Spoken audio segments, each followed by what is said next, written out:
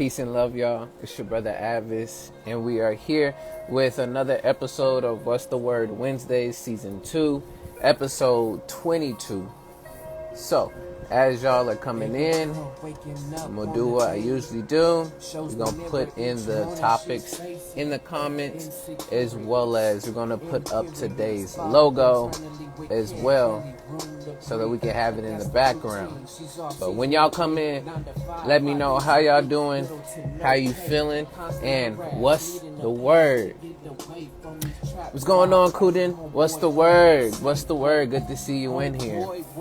And shout out to those that are here, as well as those who will watch this later on Instagram or YouTube. If you're on YouTube, please like, comment, share, subscribe, and hit that notification bell for more videos from your boy. We are trying to reach 1,000 subscribers, so let's push forward for that 1,000 subscribers towards the end of the year. I know we can do it. Let's push forward. All right. So as we do that, we're waiting for a few more people to come in, and I will share the topics that are here today. So for today, the topics we're going to be speaking on is one, like we usually do, current events, getting into what is happening currently, either politically, health-wise, wherever around the whole world, or even just here for me in the U.S.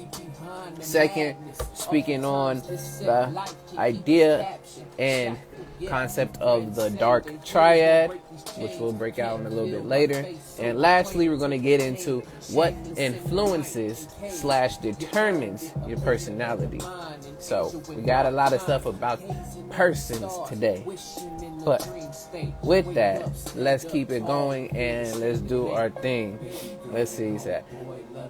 I am feeling good because I spent most of my day at the local bookstore reading. Dope. That is very dope. So I sound very productive and as well as peaceful. How many subscribers now? Right now we are currently at like 335. So, grateful for that.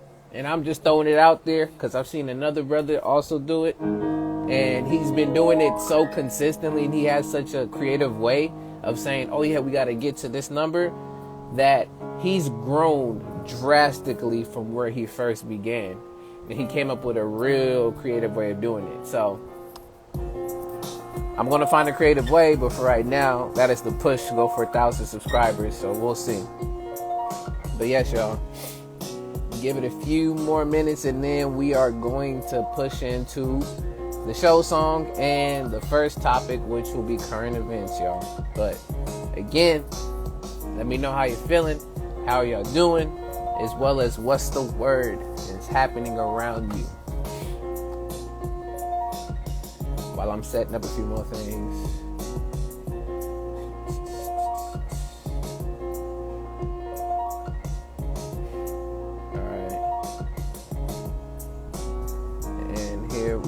So, interesting. Personality versus characters is an interesting and fantastic topic.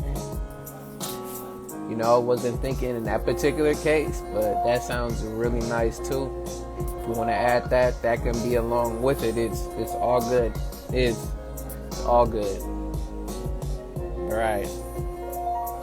Got it.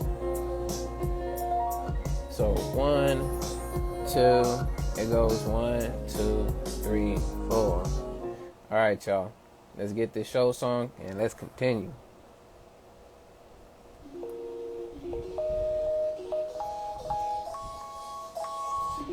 It's all good if you haven't learned. And it's all finished, almost.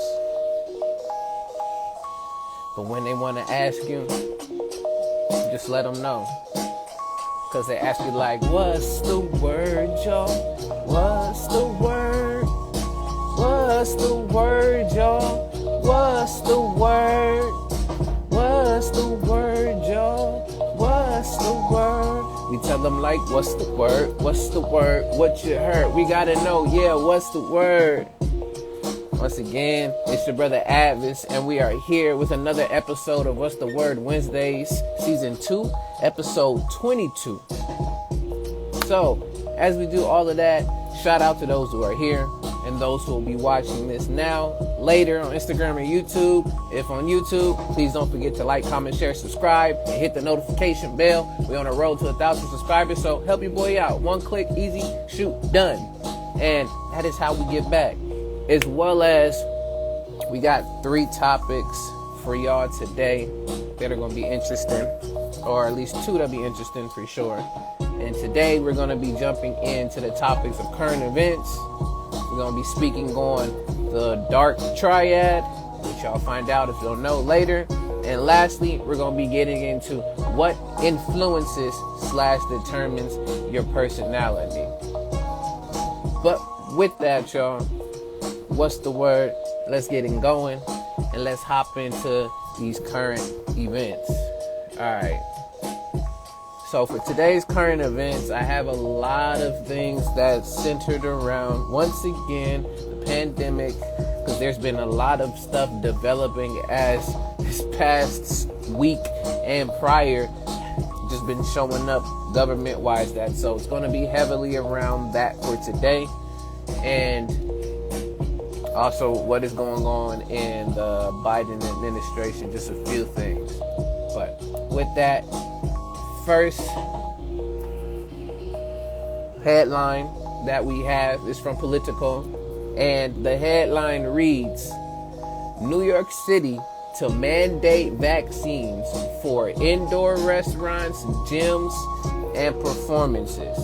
So, as we usually do, I'm going to read into what this is, two paragraphs like we usually do, and we're out. And I have a little quick comments on this also. But let's see what it says. Boom. In New York, Mayor Bill de Blasio announced a new policy Tuesday that requires people to show proof of COVID vaccination to dine inside restaurants, work out at a gym, and attend a play or go out dancing. The new program is called To Unlock New York City, will begin August 16th, with enforcement set to start September 13th, according to City Hall. Enforcement will fall to the city health department, and businesses could be fined, though the details still need to be worked out in the coming weeks, the mayor said. So, Shoutout, I see you in here, Chris. What's the word? So, I already seen a few articles. If not, I've seen a few videos already detailing this with the mayor from New York City, as well as in the past of other episodes we spoke about, and we talked about the vaccine passports that was in development, especially within New York. And I was saying folks in New York to watch out, because they're going to be doing that. And basically, this has come to fruition for right now. So with this whole mandate, which it doesn't start until the 16th of August, but wouldn't really be enforced until September, you have different ways of verifying yourself, whether it's the card itself, whether it's other online apps such as the Celsius app for New York that they have, where it's a QR code that is able to scan and show you. And this just sets a precedent for all other states, especially within the U.S. I don't know, of course, out into the different areas in, the world. But in the U.S. specifically, this sets that precedent of, okay, since now this is becoming the norm, now let's make this the norm. So that we can get back to some type of normalcy when it comes to society. But just know, New York, they're going to be trying this out and see how it ends up working, what people end up doing. And if it is successful or whatever it may be, you will start seeing more of it pop out in different places. So be on the lookout. What's going on, Brother Marlon? Peace and love. What's the word, brother? Thank you for coming in, man. We're just talking about some more news. And now we just talked about this with New York. Now, the next article I want to get into, this is going to be talking about Dr. Fauci. And if y'all don't know, he's one of the leads, head health officials, especially in the different administrations for the president. But this comes from Deseret News, and the headline reads, "A variant worse than Delta could be coming soon," Fauci says. Fauci, I should say Fauci, but Fauci says. So, we're getting another warning that there is a possibility of another strand, which, if y'all don't know, there actually are a few other different strands, but they are not what they would call viruses of concern or something in that nature. It's all there on the CDC and the World Health Organization on their websites, and one of those I think is the Lambda variant. So I'm not surprised that this is the necessary thing with the push. So let's see what this two paragraphs, and then again we're out. So Dr. Anthony Fauci issued a grave warning about the coronavirus pandemic this week, saying a variant worse than the Delta variant could be lingering out there. Fauci says the Delta variant is spreading easily throughout the unvaccinated population, per the news site McClatchy.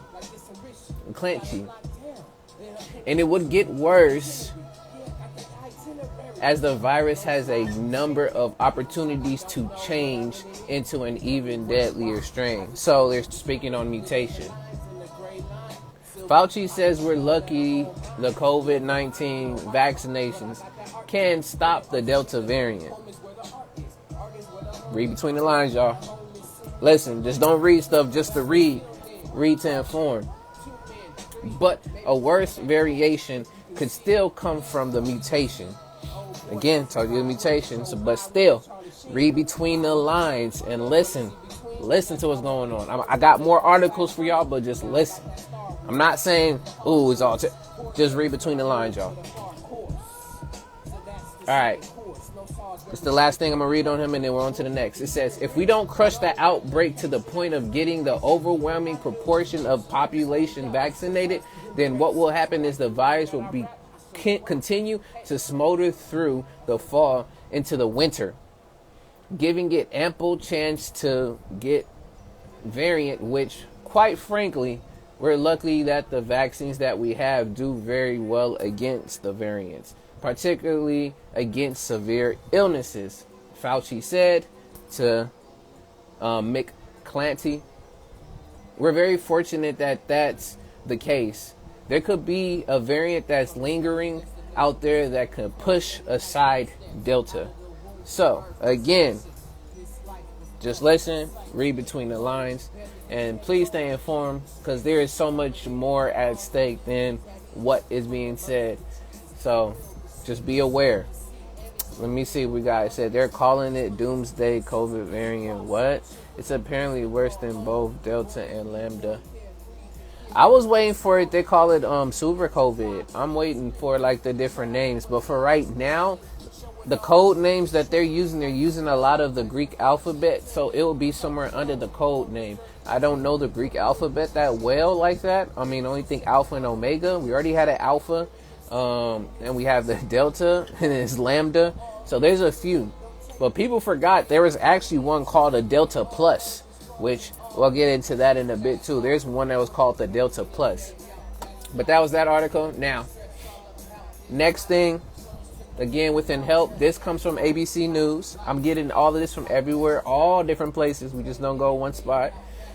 And the headline reads, flu shot linked to less severe COVID-19.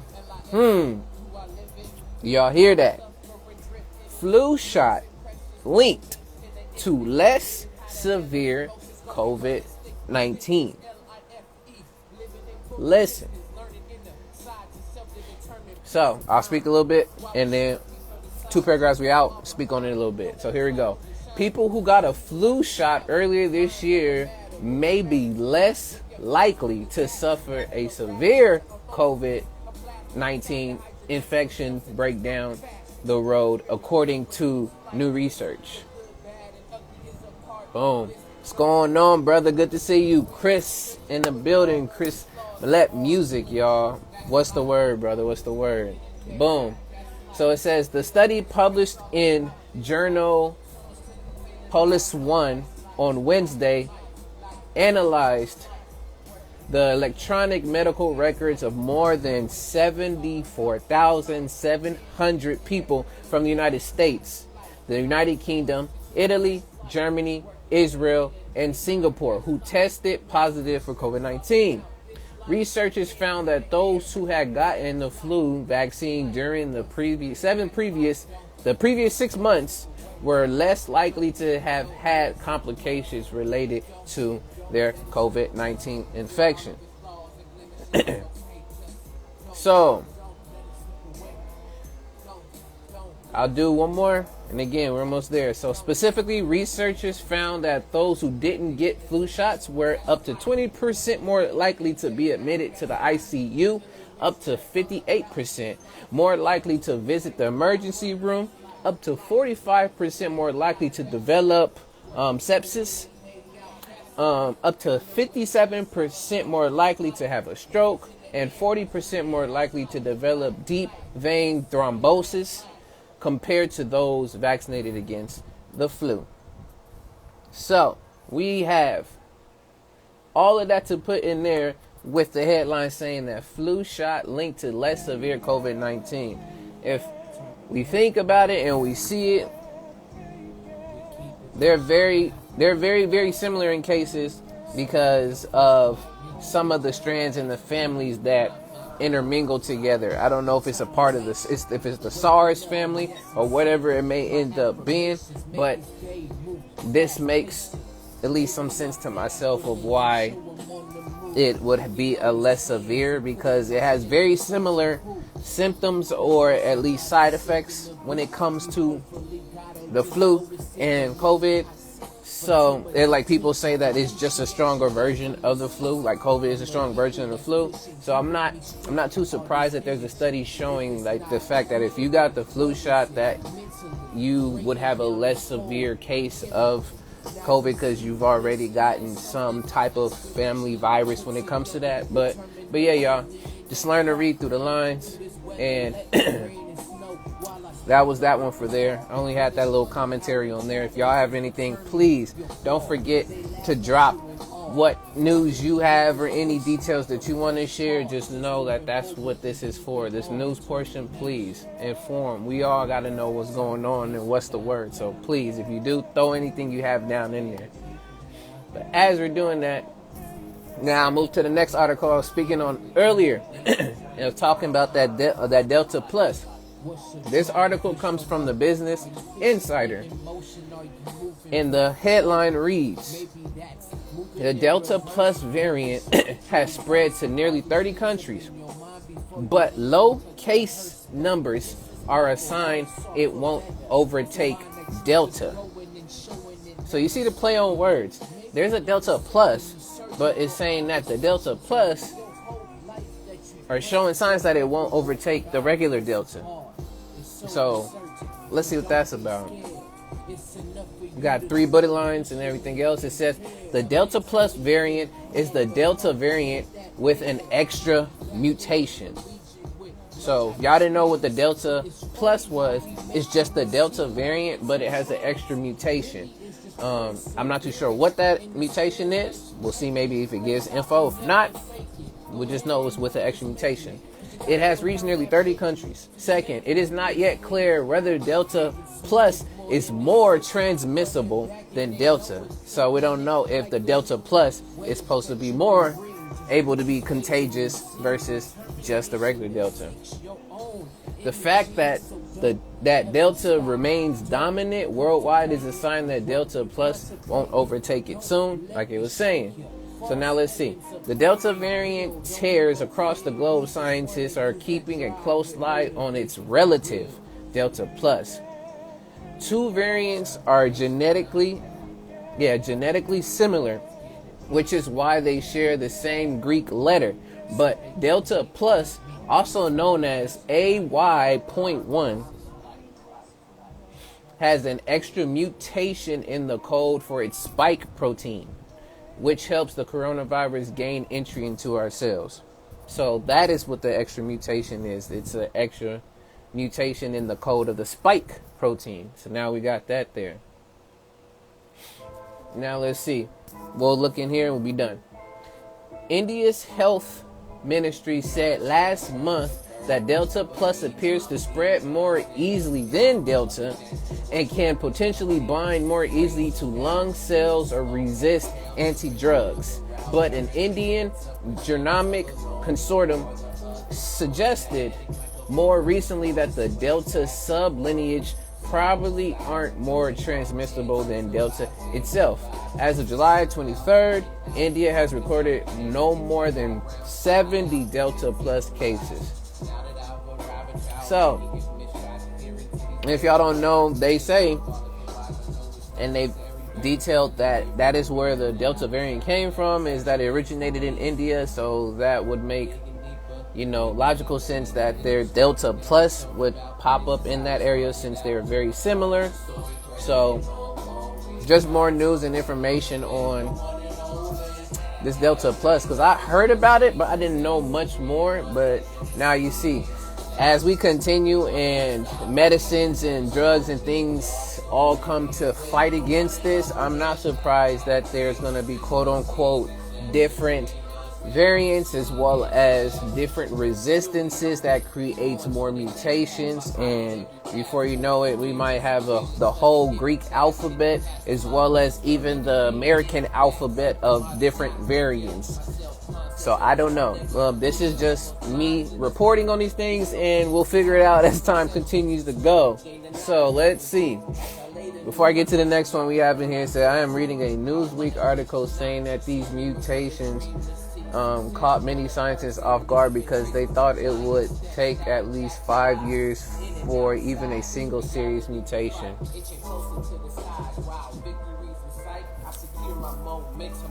I hear you. I shouldn't say I'm perplexed myself. I'm not, a germologist or, if any of those sorts of a scientist when it comes to knowing different diseases and things of that nature.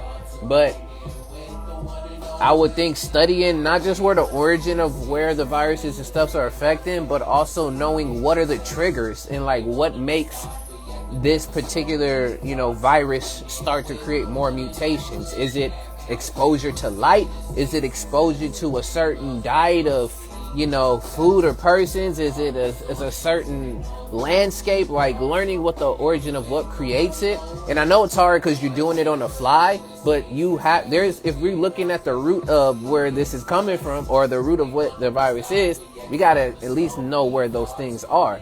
So I don't know. Like I said, I am not a scientist. I'm not a germologist. None of those things. This is just me thinking, from my head.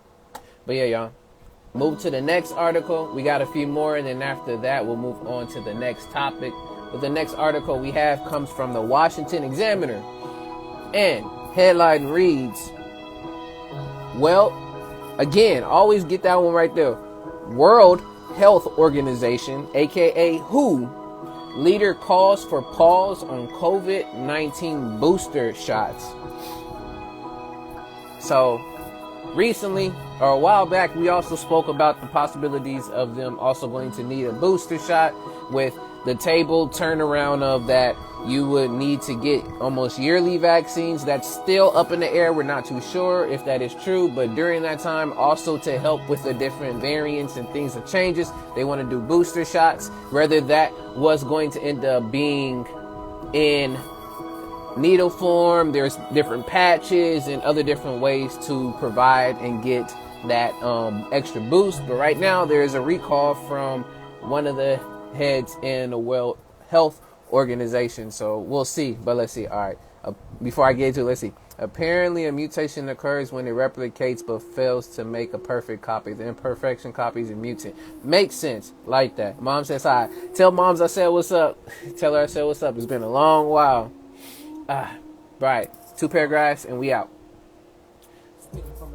The World Health Organization called for a moratorium on COVID-19 vaccine booster shots on Wednesday until people in poorer countries, which are lagging far behind in vaccination numbers, can get the initial shots.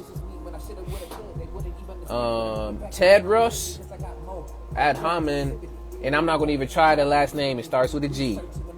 Director / General of the WHO pointed to the vast disparities in vaccination figures between wealthy and impoverished countries. So far, more than 4 billion vaccine doses have been administered globally.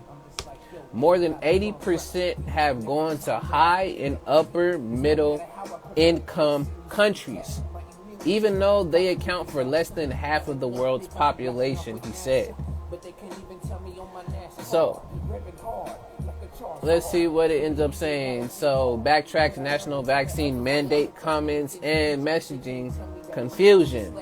I understand the concern of all governments to protect their people from the Delta variant, but we cannot accept countries that have already used the most of the global supply of vaccines using even more of it, while the world's most vulnerable people still remain unprotected, Tedros added. I'm not going to do any more in that, but basically they've been speaking again on these booster shots, but right now they want to pause the rollout so that everyone can get caught up before we even administer booster shots. So it's not looking like it's a 2-dose and you're done for the year. It looks like there's going to be an extra 3, might even be 4, might be 5. It might be hopefully it's not a monthly thing. It might be 4 times a year that you get an extra booster shot every 2 months or every 3 months. To make that a quarterly, because it's 3, 6, 9, 12. There's 12 months in a year, yeah. So quarterly, we don't know, but just once again, pay attention. Listen if you watch and listen to the news, as well as if you don't read as much, just look at real quick small articles just so you can get an idea, a piece of what's going on, especially within the health sector of this pandemic. But that's that one there, y'all. Now, last few things, more so information around, of course, the U.S. government. For those who are outside there in the other countries, I haven't heard too much, but if y'all do know, please share it with us. We definitely want to know what's going on around, not just only here in the U.S., but even South America, Asia, all around. So please let us know. But next article is from CNN Health, and it reads, U.S. comes in last in healthcare rankings of high-income countries. I had to touch on this because since we're talking about all this COVID and health and things of that nature, I want to talk about, okay, then, how well is our healthcare system? So, from this article, it says we come in last with those rankings, especially being in high-income countries. So, let's see. 2 paragraphs, we out. The U.S. again ranked last in access to healthcare, equity, and outcomes amongst high-income countries, despite spending a far greater share of its economy on healthcare. A news report released Wednesday was found. The nation has landed in the basement in all 7 studies of the Commonwealth Fund has conducted since 2004. So this has been going on before all of this, 2004. The U.S. is the only one of the 11 countries surveyed not to have universal health insurance coverage. And that is something that has always been spoken about to have. You got Canada got universal health. You got a few all these different places that have universal health, but us still here, that is one thing we do not have. And there's a number of reasons why for it, y'all. I mean, one of them you can think of is profits, but I digress. Let's continue. While the latest data does not reflect the impact of the coronavirus pandemic, it lays out the strengths and the weaknesses of each country's healthcare system while COVID-19 hit the world in early 2020. I mean, I'm not going to get too much more further into this. There's more in this article. Again, it's from CNN Health, and the title is U.S. comes in last in healthcare rankings of high-income countries. So that's out of the 11 that they're expecting high-income countries. You can read more there. Now, because of all of this is going on, we're wondering, okay, what's going on with the, quote unquote, the president and all of that's happening right now. So I have just 2 articles left there, and we'll move on to the next things. But we have an article again. This is CNN Politics from The Point, and the title of the article reads, Joe Biden is having the worst week of his presidency so far. Let's figure out what are they talking about. Boom. Joe Biden's presidency honeymoon has officially ended. Very funny. With a series of problems led by the ongoing surge of the Delta variant of the coronavirus coalescing to make the last few days of some of the worst ones he has spent as president. Boom. The U.S. is now averaging more than 85,000 daily cases of COVID-19, up from 23,000 just 3 weeks ago, while the White House told it Monday that it has reached its goal of 70% of the population with at least one vaccination shot. It came almost a month after Biden publicly stated the goal was July 4th. Remember, he was talking about pairing with Budweiser to get folks to go and take the shot so they can have one on them, the drink and get a shot. So, very interesting. But let's see. Next thing, the Biden administration is engaged in a circular firing squad over the CDC's recommendation that even vaccinated individuals must wear masks outdoors or indoors if they live in areas where the spread of the virus is high. So, for those who don't know, the CDC has a code. There's different colors and there's different variations of affected areas with COVID, and how they will note them is either it is low, moderate, substantial, or high. And most of the places that they look out more is substantial and high. And for substantial, it is 50 cases over per 100,000, and then high is 100 plus more cases per 100,000. Spoke about that before, but just wanted to bring it back. So they're putting these things out so people that they can know about where and how these cases are coming across. But it looks like there's just so much going on in terms of the infrastructure of how to address this pandemic, as well as the back and forth with pushing to mandate in different places or forcing to do different things.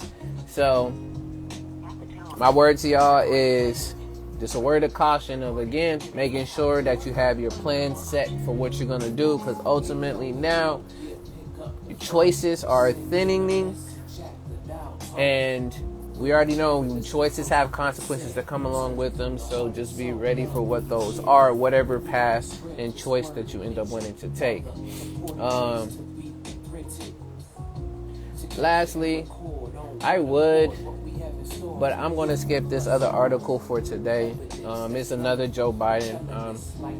I'm good, but it's also, this one's from the Washington Examiner, and the headline is Biden admits he is proudly and deliberately breaking the law. So there's something about him being proudly and deliberately breaking the law, but I'm literally just, I'm good. We got so much information already there, so if y'all want, I'll save it for later. But with that, y'all, this has been the news portion. If there's anything else, please throw them in the comments. Let me know how everything is going, as well as if you have any news reports and updates, please throw them in here. Love the engagement. I am grateful and I'm appreciative what is being shared and shown. But before we get to the next topic, let me see what we got in the comments. Yeah, booster shot. Wow. Yeah. It's funny because alcohol and donuts are not healthy. You see my face? Like, yeah.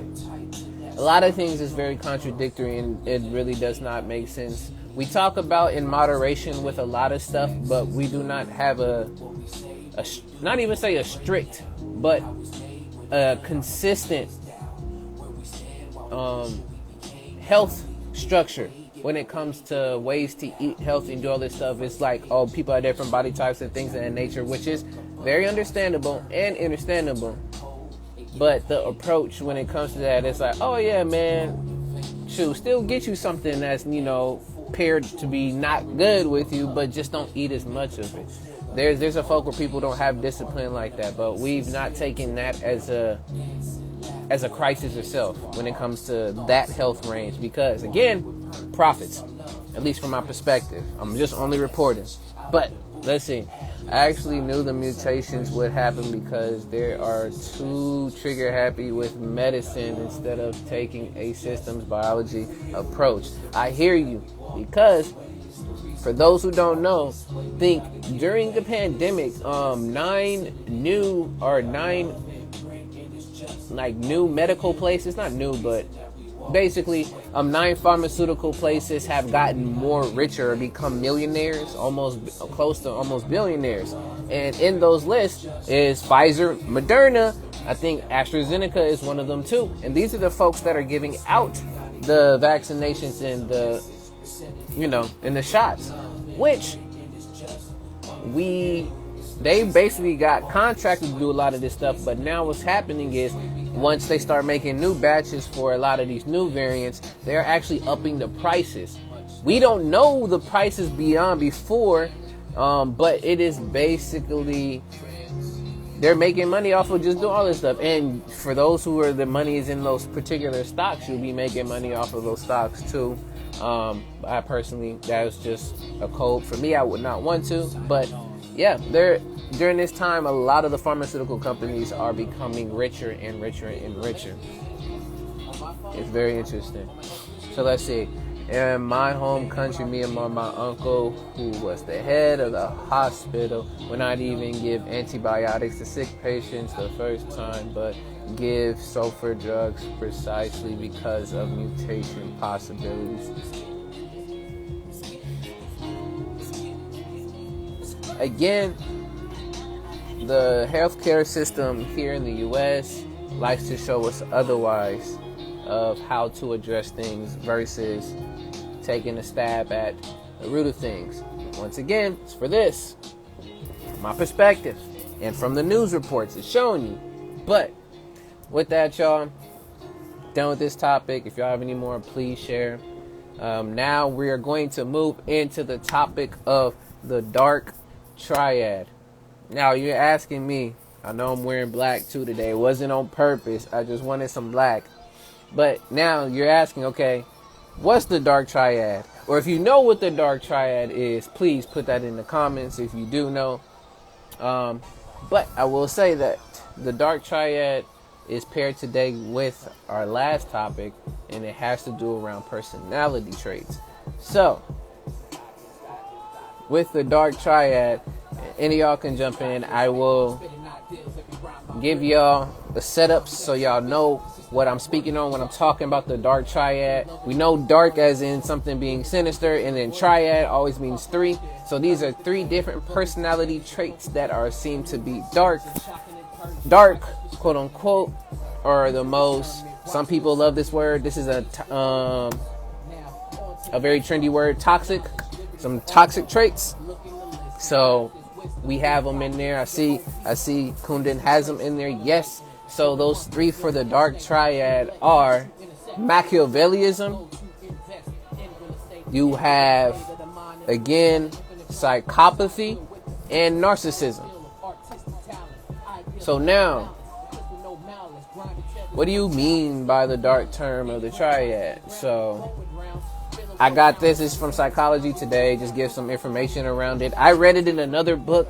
I think it was learning how to analyze people's behaviors. I can't think of the author's name off the top of my head, but this came to me when I was reading that, and I was like, yo, I want to speak on that. I've never heard about the Dark Triad. I know about these separately, but I didn't know they combined together to make some type of triad. There's always something with the Trinities, man. Father, Son, Holy Spirit. If you're a Pokemon enthusiast as myself, you got the fire, water, and grass trio.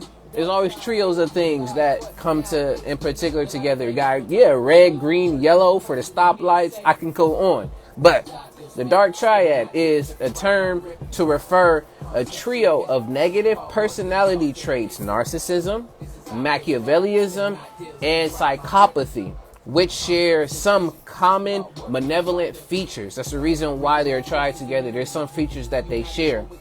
This construct was coined by researchers Delroy L. Paul Husk and Kevin M. Williams in 2002. So this has been a whole idea of a triad together since 2002. I'm gonna talk about specifically each one, and then we'll just delve into how this even applies to what's going on around us. So it's very interesting. So now I'm gonna look at psychopathy, I'm gonna look at narcissism as well as Machiavellism, and give y'all some info on that. So I'm gonna look on here because it gives me a little bit more. So when we think of Machiavellism, if y'all know Niccolo Machiavelli, this is back in Europe during those times. When I think of Europe, I think of Assassin's Creed. During the time, the Medici family around I think it's the 15th century. So Machiavellism, this is named after the political philosophy espoused by Niccolo Machiavelli, who scored high on his traits are cynical. So being very doubtful, skeptical about different things, unprincipled, and cold. Belief in interpersonal manipulation as the key for life success, and behaves accordingly. So Machiavellism is basically being able to use your interpersonal traits to manipulate, and that's supposed to be the key to success. And this is from at least the whole idea of Machiavellism. It is also correlated with psychopathy, which we're going to go into psychopathy next, which psychopathy is considered the most malevolent of the Dark Triad, and individuals who score high on psychopathy show low levels of empathy combined with high levels of impulsivity and thrill seeking. Psychopathy has been found to correlate with all the big 5 personality factors, which is extroversion, agreeableness, conscientious, neuroticism, and openness, which for those who are not in psychology, the acronym they would use for that is called OCEAN, which is openness, conscientiousness, extroversion, agreeableness, and neuroticism. Those are all those combined together. I know there's all these heavy looted terms, y'all. Like I said, you can look into them later, but basically psychopathy having to do with your psyche, and think of psychopath in a way, but this is where that's coming from, how your pathos, not just your emotions, but the way your mind is also working, which attributes to your behaviors. Now lastly, for narcissism, individuals who score high on narcissism display grandiose entitlement, dominance, and superiority. We might know some folks like this within society who we call narcissists. It's all about me, and you have to listen to me. So having that, we would call that, uppityness, that, posh. I don't know what other words you will want to end up using, but feeling that you're higher than other people. Now, they say narcissism has been found to correlate with extroversion, openness, and negatively with agreeableness. Narcissism has been also found to have significant correlation with psychopathy. So we see that a lot of these different traits have similar places where they link, and now that makes sense why you would have them called the Dark Triad. They share something all together. I would definitely say between all 3 of these things, manipulation is definitely one key indicator for any one of these.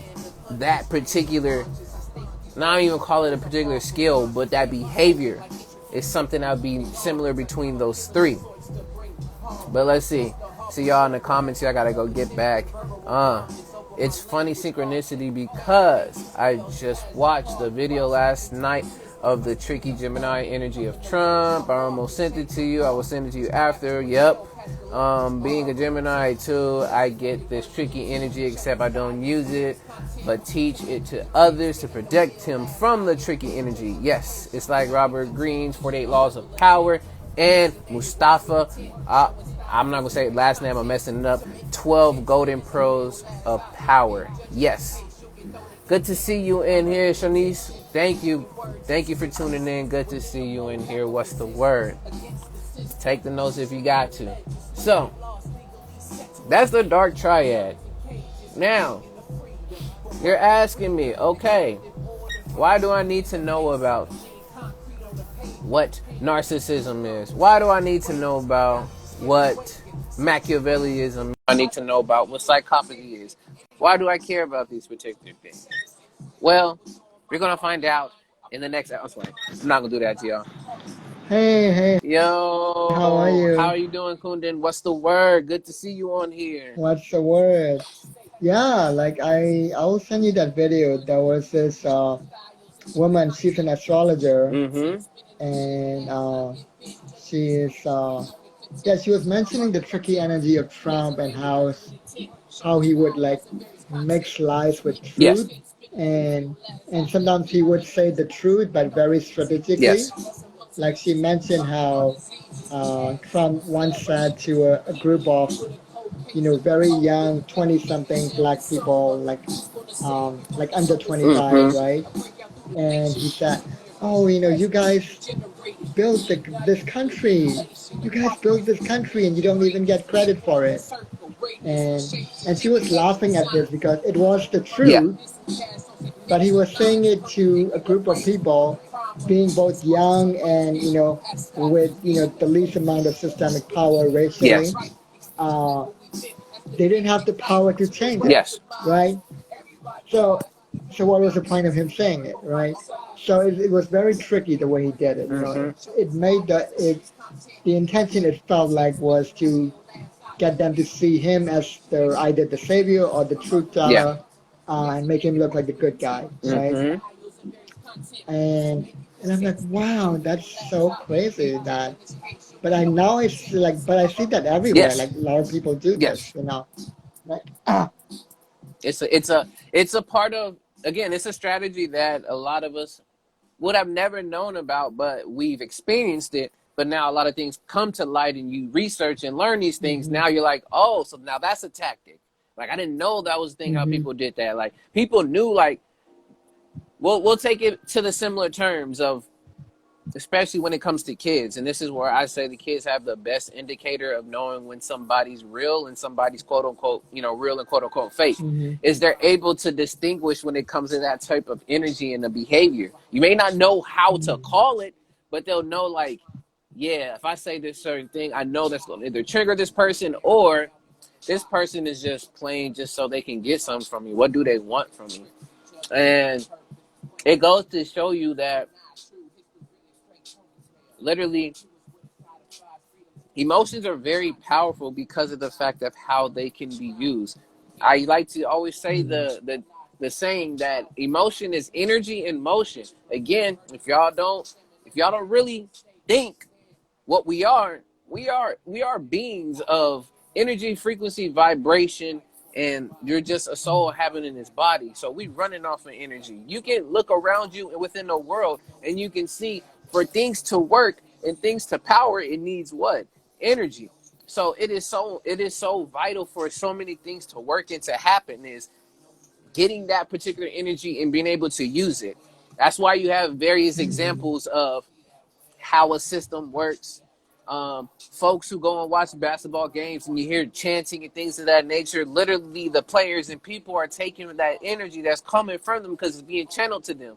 You see these in cartoons too. So a lot of these different concepts of energy, because I'm not going to get on my anime status today, but they have so much about energy.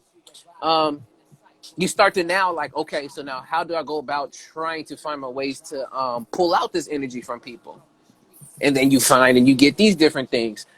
I've seen folks who, and that's why I personally, again, I'm not gonna say I'll get to the point of seeing folks, but for me personally, that's why I know everything within this life is littered with half truths and half lies. Reason why is because of the way that it can be presented to you. Again, the attention is Mm-hmm. given to you. And I notice when it comes to certain folks, yes, they'll spill a bit of like some knowledge or they'll spill a bit of the truth out to you, but they'll retract it back like if it's like the carrot on the stick or something and they give you that Mm-hmm. lie to make you Yeah. push more towards it and you're wondering, okay, this dude did tell me some truth, but that last statement I'm unsure of. But let me go figure out more. So it starts to reel you Mm-hmm. in without you really knowing Yeah. now, okay, now you're starting to question less and less because some of the stuff that you say, you can go check it and it's verifiable. And then you're like, well, this person does be saying, and that's where again, it's the whole tactic. There goes manipulation and things right into there. But Mm-hmm. that's Yeah, used. you're getting into that's almost like you hinting at maybe I don't know if you know this already, but there is in storytelling there is a concept called nested loops, right? Mm, Uh, so we most people are familiar with open loops and closed loop, which is a common yeah. thing in storytelling. But loops are something that only a tiny percentage of people Yeah. know. Uh, because it's highly manipulative and it's only speakers like the top level speakers and marketers and politicians use this and in fact I suspect Trump uses this too because this is why he never completes his sentences and people are Mm, like oh he speaks at a fourth grade level or he's dumb he never finishes his sentences but he's doing it on yeah. purpose. It has to do with this concept of nested loops, right? Mm, So like there are two ways to end a story, right? Like every story has to begin with an open loop, meaning something has to be yes. incomplete for you to get curious to keep Yes. going, right? That's an open loop. Now, for a story to be satisfying for you at the end, it has to end with a closed loop, Yes. unless it's episode one of a TV Yes. series. Then every episode has to end with an open loop until the very last episode. Cliffhangers. Then it ends with a closed leg. That's called a cliffhanger. That's the layman's term, right? Cliffhangers. Mm-hmm. Uh, and what nested loop does though is super tricky. What it does is instead of telling you one complete story, the speaker would tell you three stories, Mm-hmm. right? But never finish the first and the second story Yeah. and only finish the third story, right? Basically, and then come back to so what that does is the Yeah. command is very hypnotic. The embedded command is in the middle story, Mm, and you didn't even notice it because you were still wondering about the open loop of the first story. yes. That's the nested loop, basically. Mm, It is very tricky. Like, and that's why people also mix truth with lies. lies because you can do that when you use nested loops. Like, it becomes more effective. Yes. Like, it's like truth and lies on steroids. Yes. And that's why people like Trump never finish their sentences. It's a form of nested loops. Yes, and I'm glad you gave me that terminology because I didn't. I knew about an open and close, but not necessarily the nested loops. And it makes a lot of sense because what ends up happening, one, it leads it up to for your interpretation and try to figure out and try to piece those things together if it's not verbally stated, Exactly. as well as again, I just did have the point, but it's very openly used within politics and society and things for people for you to Hmm. see not only in their side point. It makes you start to really wonder, people's intentions and their motives behind trying to share this information and things to you. When they have it in these nested loops or these very open generalities of things give you certain information, like you were saying, whether it's for it to be on your Yeah. side, whether it's to show that they are an ally, whatever the particular case may be. Hmm. But That's why some people even call it conversational hypnosis. A friend of mine, mm, in fact, coined that term mm, and he actually teaches this apparently. I've never taken that, but I've taken other courses by him. And yeah, but we also have to like look at like what's beneath all of that, yes, right? yes, They are manipulative. We know how they're manipulating for the most, but why, yes, right? So it's very Machiavellian, like you said, and I've never read 48 Laws of Power. I've read highlights from it, Yes. but I did read this book, The 12 Golden Pearls of Power, Yes. by Mustafa Arif, which is a much shorter book. It's only 100 pages. Mm. And so what really opened my eyes, and this is why my whole like reclaiming pleasure, anti-submission Yeah. thing is because of this book. To me, this book is like the second half to what I learned from the Freedom Artist when I Mm. when I learned the importance of the upside down symbolism, realizing that everything's upside down and that I need to embrace my own upside Yeah. downness, right? But when I read this book, right, it opened my eyes to another level where, remember when I said that the people in power, like especially, especially white people, of course, but anybody really at the Yeah. top, uh, I've always said that they don't even see us as human, right? It's even in the Constitution. I mean, in the Cattle. Declaration of Independence, right? They declared black people as three-fifths human and all of that stuff, Three right? fifths. Yes. Which is more like Right, two fifths, almost one fifth today, honestly. But right, continue. exactly. But this book took it to another level because, uh, trigger warning, this book can be triggering because every chapter Yeah. is written Sup, completely sup, you? from the narrative viewpoint of the oppressor, of the ruler, right? Mm. So some people might take this as an instruction manual and fuck up their lives. Yes. Uh, I take it as more like a protection manual, Mm. so not an instruction manual. So, but like the thing that opened my eyes in this book is it's not just that they don't even see us as Yes. humans, they don't even see us as alive. So we're They're non-living dead. organisms like trees and everything else. Yeah, Okay. we're dead to them. They only see themselves as alive. I'm like, oh my god, that's the psychopathy. That's psychopathic. Mm-hmm. And look, and Yeah, on your points too, I'm gonna say it real quick. Shouts out to yeah, the brother Sabu Smooth in the yeah. building. Saw We you. turning tables to see all sides. It's crazy how you come in and that song Yeah. is playing right now, brother. Shouts out to the booth. But what my point I wanted to add on top of Mm-hmm. what you were saying was that's why I say it's very important not only just to be aware, but to be able to read between the lines and be able to Mm-hmm. notice all these different intricacies to see that there's Mm-hmm. similarities on how people are displaying information or saying things to you. There's key words, and you Mm-hmm. want to be very very aware and on guard about that. So then you'll know how Mm-hmm. to address each as such. Now, when we talk about this again with the dark triad, and we have the Mm-hmm. narcissism, the psychopathy, and the Machiavellianism. Ultimately, what is the purpose of us even wanting to look at, things of this nature? Mm-hmm. I think for me, the reason why it's important to be looking at this and to know about this dark triad, quote unquote, not only to know how to combat yourself against them, but again, for you to really understand all those levels of understanding of a certain issue, topic, or whatever it may be, you got to know the root of this stuff. So I can hear about the dark triad, but then I need to know specifically what that is. Okay, then what is Mm-hmm. this? Because then once you're able to get that, again, yes, you're able to spot those things, but really knowledge is not only power, but turns itself into Mm-hmm. wisdom when you apply these things. So it's Mm-hmm. important to know this stuff. At least my perspective is not only to help you be able to see and address those things, but also to just build your wealth on the knowledge and wisdom of knowing these things so that you can pass them on to the next person. Mm-hmm. I don't know if you have anything of why it will be important to know about the dark triad. Yeah, that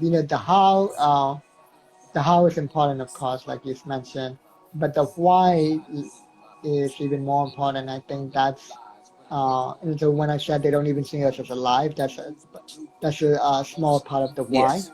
Uh, and once you understand the why, then you understand like on a deeper level how we're being manipulated Mm-hmm. and what their deeper motivations are on that Yes. manipulation, right? And like the ultimate goal is for their delusional fantasy of seeing themselves as the only beings alive for it to actually become true, right? Mm.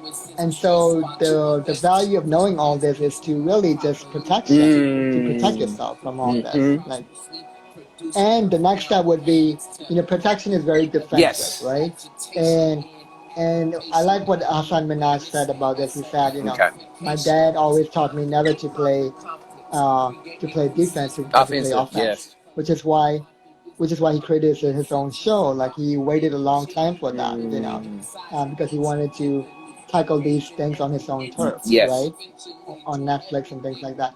And he said almost uh, like his revenge strategy because of what Clinton told him several years back, where he was Clinton was apparently trying to get elected, Yeah. right, Bill Clinton, and he was like praising like every race and ethnicity for their great things, right, and then he pointed at Hassan Minaj in the audience, and he was like, oh, and you Arab people, you can like help us find the terrorists. And Hassan was like, I What's don't going know on, any George? terrorists. Like, what are you talking about? Like, Yeah. like, and he was so Clinton was being racist, but he didn't even realize he was being racist. That's how like delusional and in denial he was, right? Where and of course Hassan could have like said something, but he was like that would have been playing defense. So he tried to play offense, Yes. right? So the reason why I bring that up is because after protection, the next step is for us to organize and get together and co-create the world that we want, the community organizing. Exactly. Exactly. I'm glad you brought Yeah. that up because, again, we it is important to know a lot of these things so that we Mm-hmm. can come up with plans accordingly because Mm-hmm. proper preparation helps to prevent problems in the future that can really stop you. And what I mean by that is at least knowing if you're going to go down, if you're trying to go down the street and you know that there's going to be hurdles and you know there might be a possible tree that falls or there's going to be people at the end of the road that's going to do stuff, well, come up with a strategy to be like, okay, how are we going to address this one with the obstacles? How are we going to address the tree? How are we going to address the people down the line? And for you to be able to do that, you'll be able to come up with a concise plan to be able to reenact and use that.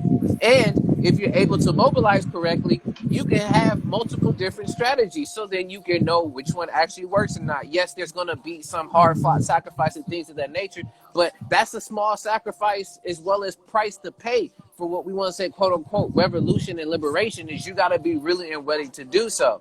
So yes, being important that you go on the offense because there's a way, y'all, there's actually a way for you to be offensive and defensive at the same time. Exactly.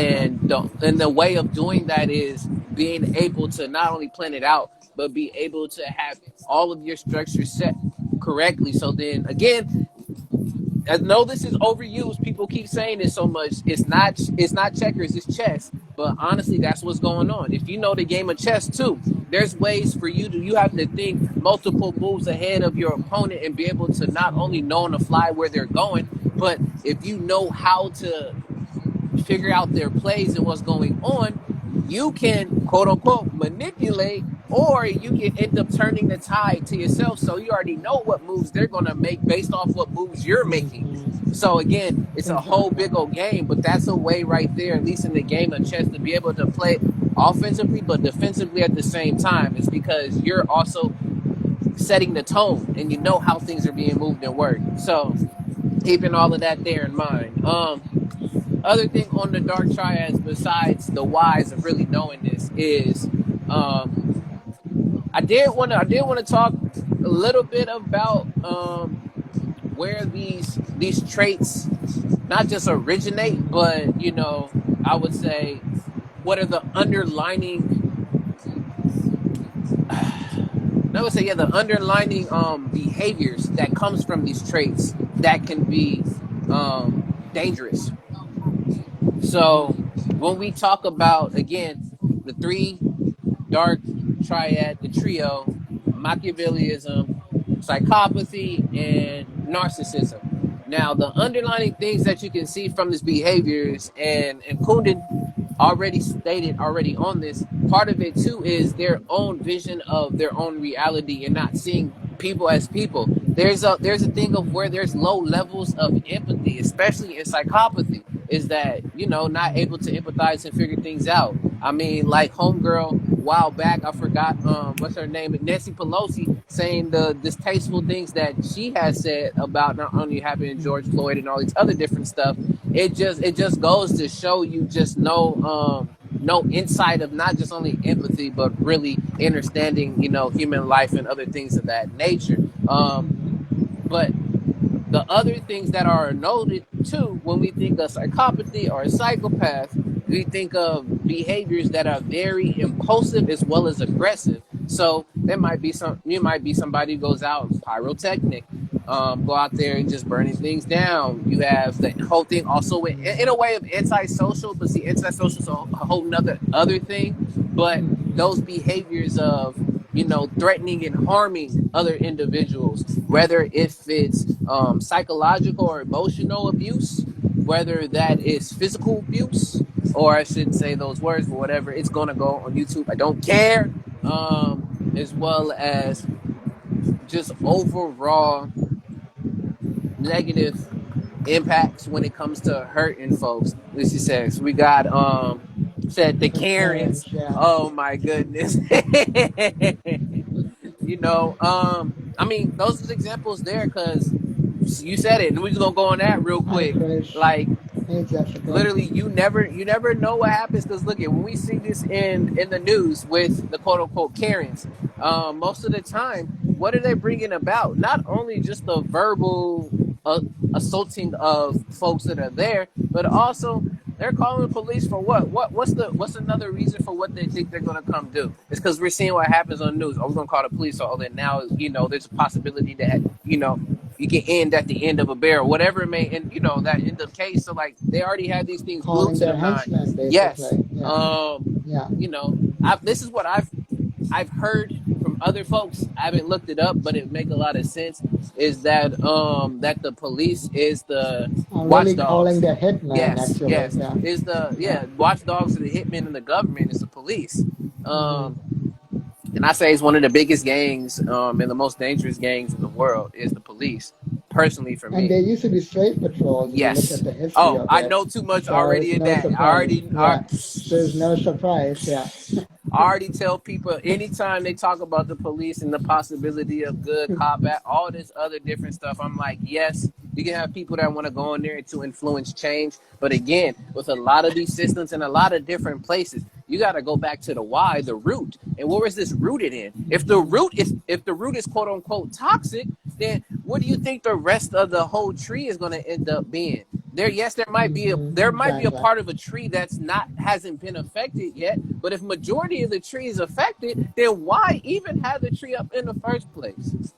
If you know that the tree is Exactly. not going to thrive or anything. But no, we don't want to end up doing that. We have systems already set. This is the ways that we look at things, because if we look at not trying to break down that root and we want to come up and do our own stuff, we're too complacent, as well as we're not willing to put our money and other things behind it, because again, we put a lot of the using of energy, emotion, that energy, emotions, to get us not only fearful of things, but using that to keep Catching the us trend. stuck in there because the cat's in the trees.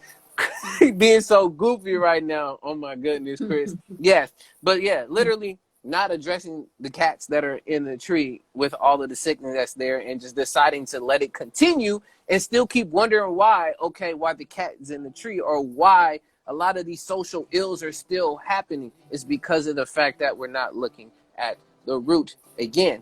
Now, the only other thing I do want to add on the dark, again, the dark triad is, yes, with these behaviors that can be very dangerous, is not only we talked about the why, but where. Yeah. Speaking of Yeah, Karens, we'll just go into that. Go uh, ahead. yeah, because we've talked about Machiavellism, we've talked about Yeah, so that's psychopathy. the dark The triad, only y'all. thing we haven't really we only thing we haven't really dive into is narcissism. And its funny thing Yeah. is there is a weird overlap between the behavior of these Karens Mm, and these Chads and these Brads, uh, and these Packies, yeah. right? and the behavior of narcissistic abuse, especially Mm. the number one weapon, number one psychological Mm. weapon is known as DARVO, but out of DARVO, Yes. DARVO, the number one is reverse victimhood, the Yes. RV, right? Yes. So DARVO is defend, attack, reverse victimhood, offense, Yes. right? uh, which is why they cry, right? Mm-hmm. And they can cry on demand. There are now TikTok videos, YouTube videos where you see these people literally crying like At a drop of a on dime. command, and then they stop immediately, Mm-hmm. so they can control their Yes. crying, which is what's so dangerous about it, Yes. right? So these so-called like male tears or right Mm-hmm. hueless tears. So the fact that they can do that means that they've been trained from a very young age to use reverse victimhood as their weapon. They know that if they're seen as victims, Mm-hmm. then the whole world, the whole system will like put them on a pedestal or like give them everything that they want, right? Woo! and then they and then they accuse the people that they actually victimize as the bullied, and that's the reverse path, right? They Mm. reverse it, they flip it, and that's why they cry. By crying, they pretend they're the victims, Mm. and it also throws people off because the person that they had actually bullied is the one supposed to cry, but since they're not crying, and now like you don't know who to comfort. Should you be comforting the person who's crying or the one person who just got bullied, who actually got bullied? Woo! Is super tricky, Yes. and that's reverse victimhood. I'm so glad you spoke on it because I just noticed it right now because I mean I said it earlier, but the key word with Mm-hmm. narcissism for me is the entitlement. Is that they're entitled for things that Mm-hmm. happen. When people know that literally you're not owed anything in this world. I'm not owed this time that Kundan is giving me and that Shawl are giving me. I'm not owed anything. So Exactly. this whole idea of entitlement too is where a lot of that narcissism comes, which made me think about this. And you let me know if this is somewhere down that lane or not. But just for me, looking and observing nowadays with not only just modern society with either as men or women, I start to notice that especially in the U.S., the Western societies, that the whole individualism, I could do it on my own, this, and that. I feel that this has also Mm-hmm. started to breed narcissism in folks to think that they're Oh entitled to a yeah. lot of different things. So I don't know if you've seen this, but you just saying that made me also start to see because I've been watching a lot of content, of course, around not only just relationships but also just human behaviors when it comes to incidents of these natures. And I'm starting to notice that there is a lot of pieces of entitlement there that I'm just like, yo, I guess this is what it's come to. I even feel that, even again, we talked about PC culture and everything else before then. I feel that that also has a sense of entitlement in ways and shapes and form too. Of like, every time an issue like that happens, oh, you better be on this side because if not, this is what's going to happen to you. So Mm-hmm. I don't know if that's what the Western society and the whole individualism is starting to, again, create a lot more of narcissistic people. The hyper individualism, Yes. but it's a weird thing because it's a weird mixture of hyper individualism and hyper Yes. conformity, right? Because you can be an individual as long as you conform Mm-hmm. to whiteness, to Euro beauty standards, to being a thin person, to having a certain type of hair, right, or Mm. a certain type of skin color, etc. Yes. Like it's or even like the way they are nudging people to behave on TikTok and even Instagram Reels now, Mm-hmm. where like your they will show your reels and to more people only if you use trending music, right? Mm. Which is hyperconformity. Yes. Like, why can't I use the music that I like, Yes. right?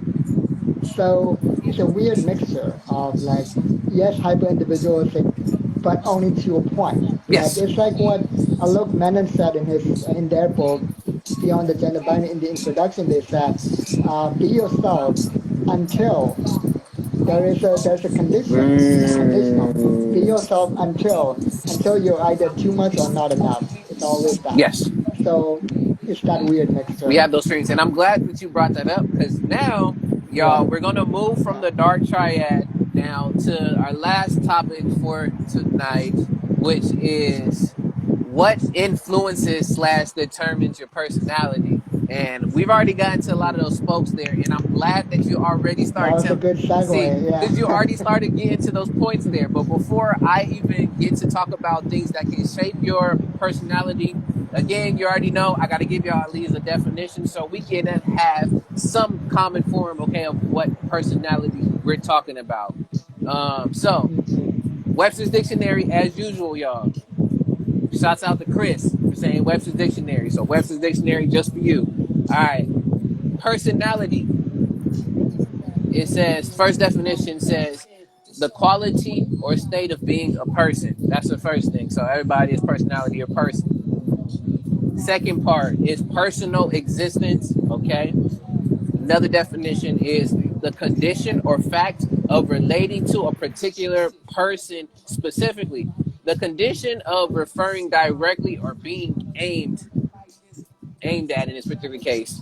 An offensively personal remark angrily made about personalities. The complex of characteristics that distinguishes an individual or a nation or group, especially a set of distinctive traits and characteristics that show different things as well, because it's like sentences added to the distinction of excellence of personal and social traits, a person of importance, prominence, renown, or notoriety. These are all here of personality. Yes, we have personality TV, reality TV, things of these nature that has all that to do with personality. Now, Mhm. since we have somewhat of a consensus of just because I'm saying it, somebody could be like, no, I think personality is definition, but at least an idea now we have of what personality is. I wanted to get into the part where he's talking about, okay, now we talk about personality. I wanted to now talk about like what are those things that shape personality. And I'm glad that you said it's not only just a hyper individualism, but also what society, adds to when it comes to that conformity. Now, when we think of personality in itself, here are a few things that shape personality, and then I'm gonna talk about at least top three from where I'm looking on here that influence personality. So, a few things that influence personality. Supposedly, one of them, and I'm not sure about this, is your birth order. So the whole idea, if you are like one of however many in your family, there's an idea around that plays a part into your personality as your birth order.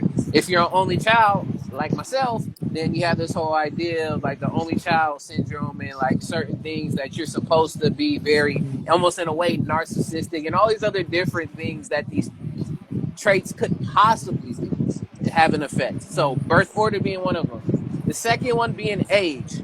Age is another thing that can affect your personality. With age, things do change over time, and then even with age, some things stay consistent and is not changed over time. So I can see that for sure.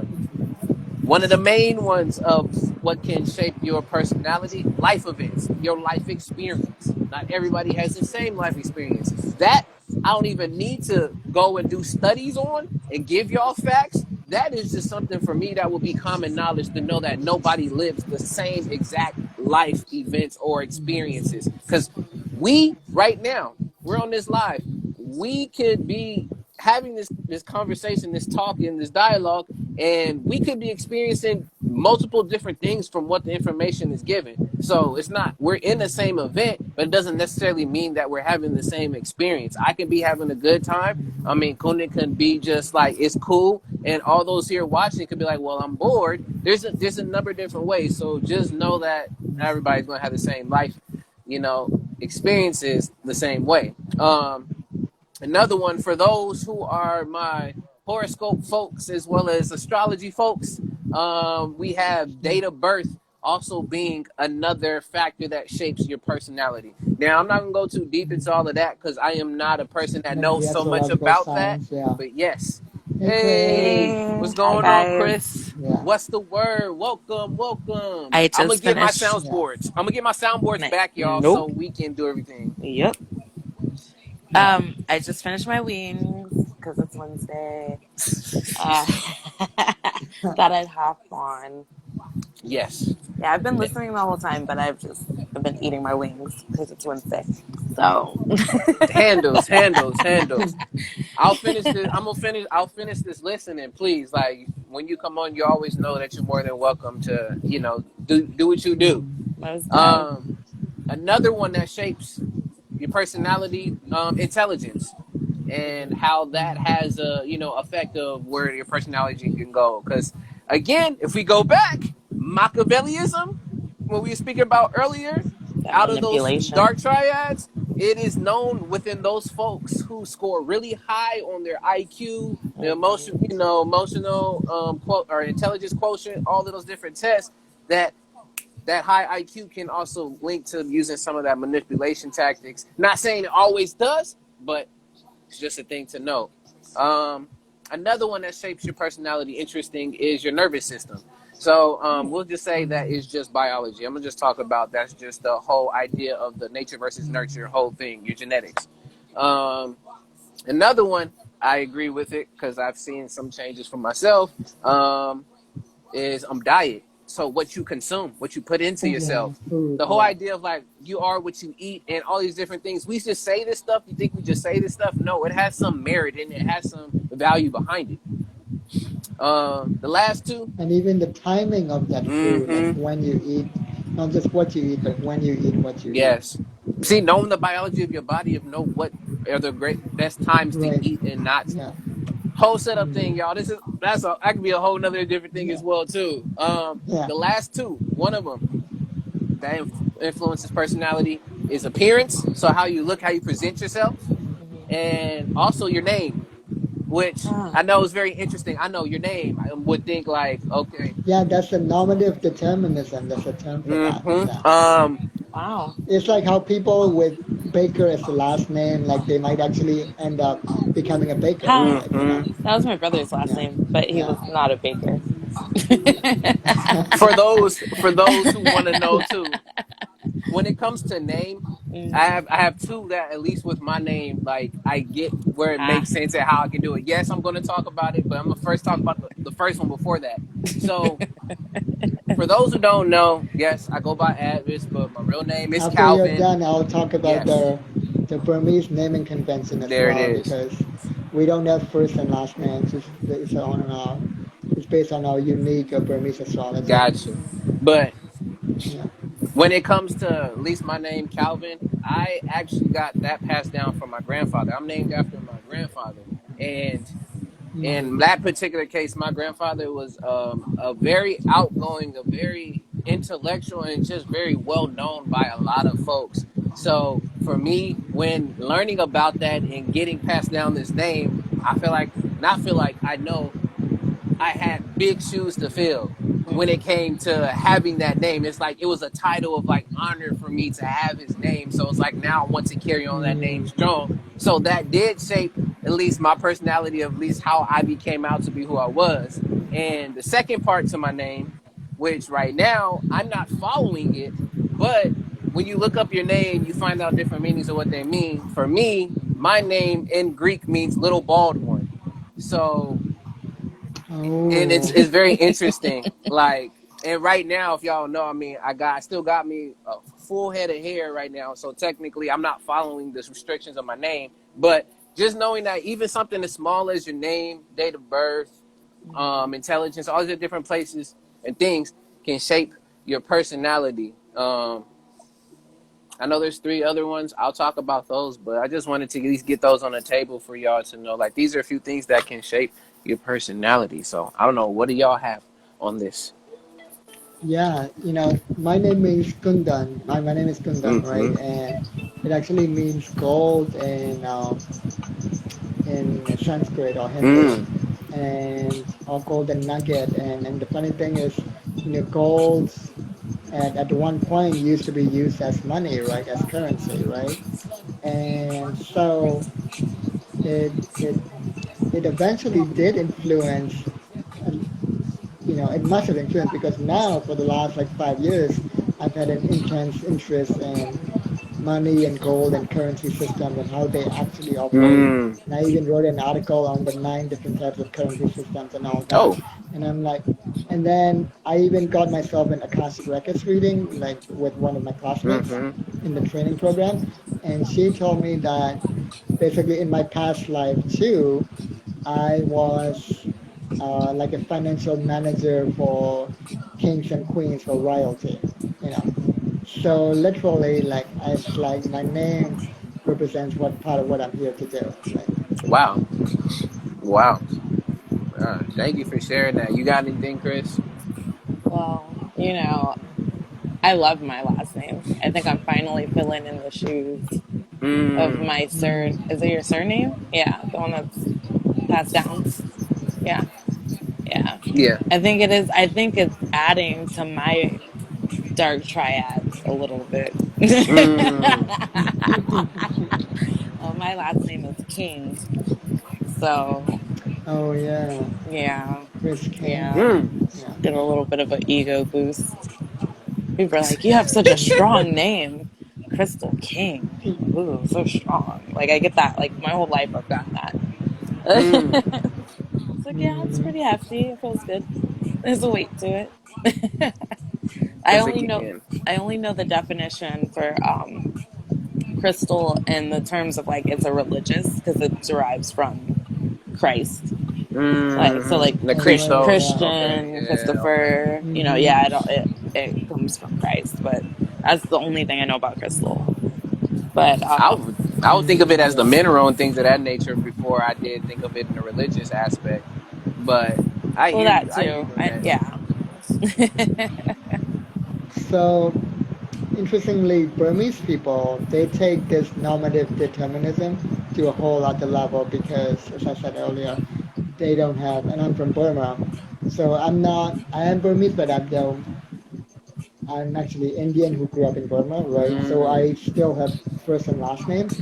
But actual Burmese people, like don't have first and last names, and they have their own astrological system Mm-hmm. where not only your date of birth, but the day of the week that you were born Yeah. in makes a difference. It's actually accounted for, and each day of the week is ruled by an animal spirit, Mm-hmm. and there are like 8 animals for 8 days of the week because they divide Wednesday into Wednesday Morning morning Wednesday and Wednesday night. night. Right. And that's technically actually 8 plus 1 because there's also a ninth animal that rules them all, right? The Piensa Rupa, Mm. which is actually 5 animals combined into one. It's a Like a mythological. Oh hydra. wow. Yeah, yeah. Or not, well, I mean, a hydra chimera, No, like a wherever. Yeah, yeah, chimera. yeah, yeah, yeah, Chimera, yeah, yeah. yeah, Yeah. So it's called the Piensa Rupa, meaning 5 forms of 5 beings. So, anyways, so Burmese people name their children according to the astrological day of the week they were born, according to the animal that rules that day, and then according to the quality that the astrologer sees in the child or the parent wants the child to live up yeah. to, like you said earlier with Calvin. So Hmm. all these things combined makes for each person, each child's unique individual name. Mm. So in Burma, like every name is completely unique, and then technically, uh, what is translated into Western terms as seemingly 3 names, for example, it's actually one name in Mm. Burmese. So, like my uncle, who is also Indian, but he was very much assimilated into the country, so he had a Burmese Yeah. name. And so when he moved to the United States, it was so funny because like they treated his because it was 3 words, right? Mm-hmm. They treated his last word as the last name, and they flipped it around. Oh, interesting. Okay. Okay. Yeah, yeah. At least that's what the United States government did, and so eventually when he got married, he decided to just change to a regular Indian name with the first and last name, and Mm. and apparently I think he even had to like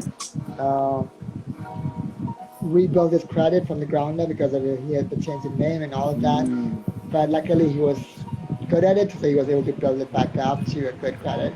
Um, but yeah, so it's like names are like a whole thing. So like when you say names in astrology influence Yes. personality, that's a huge belief of that I grew up with as well. Yes. You know. And Yeah. just to also just go off of what you put too. I mean, I'm not a not say historian or at least very knowledgeable within the African culture. I'm not talking about African American. I'm talking about African like the motherland. But I know Right. there's different countries within Africa that actually do the very similar thing. That depending on the day of the week that you were born, that will be a part of what your name is like including to whatever the African Mm-hmm. setting of how to really give names to folks. As well as I always love going back to I think it's on Bofu's her book on the whole thing about the spiritual relationships between like African relationships, all of that things of that nature. And there was a thing too where for there's a certain amount of years, I think it was up to almost before they were 7, that a lot of the kids were not necessarily named anything if they based it off of not only the behaviors and actions of the child, and that's how they would name the child, as well as like I said, depending on the day that it dropped, it Oh would be as yeah. well too. I just realized something because of what you said. So, And Burmese astrology has a very animist perspective towards life, right? So, since each day of the week is ruled by an animal spirit, that basically means that even the day itself, the day of the yeah. week, has its own consciousness, right? Mm. And since Burmese people basing the name of the child on the day of the week and the consciousness of the day of the week, that means that's a belief that even the name itself Yes. has its own consciousness that kind of rules over you and guides you. Mm. Hence, normative determinism. Mm. So it's very much like Wow. a live thing, like a conscious thing. It's Hmm. not just like a deterministic thing. It's like an organic thing, evolving, self-evolving. Multiple things have an influence, Yeah, y'all. And to yeah. segue into that, here are the top 3. And this is from psychologydiscussion.net if you want to see it. These are the top 3 factors influencing personality development. One of them we talked about earlier already was the biological factors. Shoot, it's your genetics of what you've given and what you've got and how you've been able to, use it depending on what it is. The whole the things with generational, traumas, heredity, all of these different factors that also adds into it. Uh, Heredity. You got to see that mm-hmm. movie.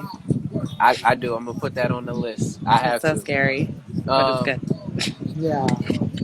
the second And biggest also Outliers by Outliers. Malcolm Yes, yes, Gladwell. yes, yes. Have you read it? Yeah, Yeah, I yeah. haven't. Like I said, I haven't read it. I know other book. I really have it. I just got to read it. But yes, I will.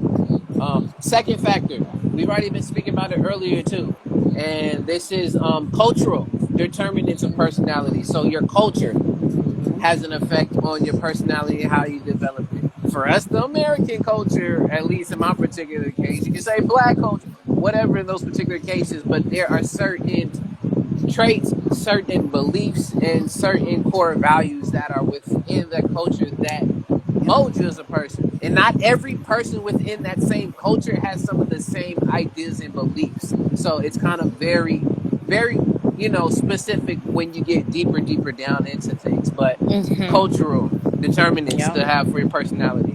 And the third one, which piggybacks off of that, is your family influence on your personality development. So for myself, Yeah. because of the fact of me being named by my grandfather, that definitely had an effect on how I would look and be as a person. Because I could tell you this, I definitely have transformed back and forth between all of this. As a kid, I was very outspoken. I go talk to everybody named mama. I didn't care who it was. If I had somebody with me, I give you whatever I had. Like I'll sing songs.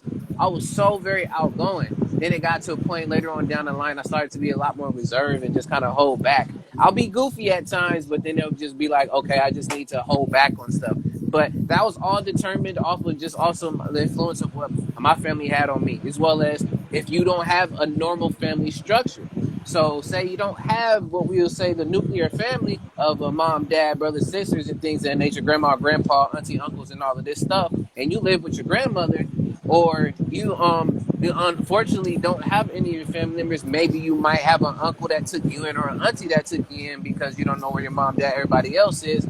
That has an effect on how your personality is and how you move about things. That's why, and I'm gonna go off on a real quick tangent, but that's why it's very important to have at the core role models of both quote unquote genders, or you can say in this particular case those energies of the feminine and masculine, being able to help you and show you and guide you, so then you can have clues into ideas of how both of those exchanges work together as well as separately. Because if you only get one side of it, becomes very one-sided, not knowing much more about the other, and that's where a lot of also confusion comes in, to really get down and to understand other folks. And again, yes, I'm just using these, not only interchangeably, but just as ideas, because again, there's more people saying that it's just not only that, there's more, yes, but just in terms for us to understand what's going on, it's very important that you would have those role models and those at least examples of people showing those different energies, so that you can have a whole balance of things. That's why there's a such thing as dysfunctional families, and I feel like there's a lot more dysfunctional families than there are more functional families. But again, what would you call dysfunctional? What would you call functional? But again, third factor is your family influence on your personal development. And how do y'all feel about those three that I gave off right there? So you said culture, Culture, family, family, and biology, basically. Yep, and sounds biology. accurate. Yeah, Sounds very yeah, that accurate. makes sense. Like the Yeah, core three. What's up, probably like Sue? religion, probably Hey, religion and girl. school as well.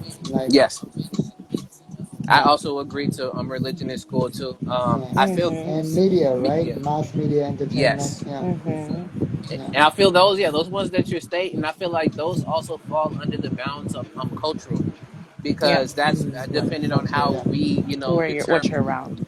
Mm-hmm. exactly. Because right, people right. have also argued that honestly, especially when it comes to religion, if you Mm. were born in a different place at a different time, would you also fall into line with that religion and that culture where you at now, or would you still end up being the religion Mm. that you are prior now? So I'm saying, for example, say I used to, I'm not Christian anymore. I don't subscribe to any particular label of that nature. More spiritual in a way, just for people to be able to put me in a box. But used to be Christian. So say I grew up in the Middle East, and there's a whole different thing. Either it's gonna be Muslim, Shiite, wherever those are. Um, would I necessarily still be a Christian? And people beg the question to be like, no, that has to also have to do with the second factor of the cultural determinant of where you are, is where you place is what you believe in, what you know. And Mm. I find that to be very true and valid, because as a kid, folks, y'all, if y'all not worried of it, or like all the things that you've learned as a kid, you've learned that from your not only your surroundings but from your family. So you only know Mm. what you know, what's around you, and what your family knows. So if they don't know anything, Mm. quote unquote, about what a Christian looks like and things and stuff of that nature, and you're already in Mm. this particular other religion, you're going to subscribe more to that religion, because guess what? You're not going to have much of a voice to be like, no, I want to be this other Because thing, you grew because up you in grew that up in Right. that family, family. right? So, Right. Because family is its own cultural unit, yes, right? Right. yes. Right. Um, it's funny you say that because that's what some missionaries and even what would be the term for that, proselytizers, they're actually betting on it. Like in where I grew up in Burma, there's story after story where uh, a rich Muslim man would bribe one of his servants, Mm-hmm. right? And with both the inheritance and marriage with his own daughter Okay.